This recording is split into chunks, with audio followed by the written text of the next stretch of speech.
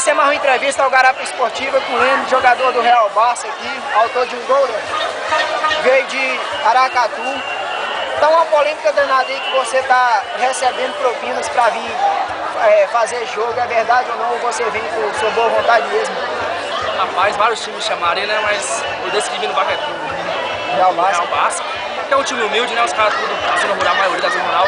Os caras humildes, não tô recebendo nada pra ganhar, pra jogar. Lembra de mim. Eu tô vindo com meu esforço, tô pagando carro pra mim, entendeu? E a amizade de Lazinho? É amizade de Lazinho, de Larim.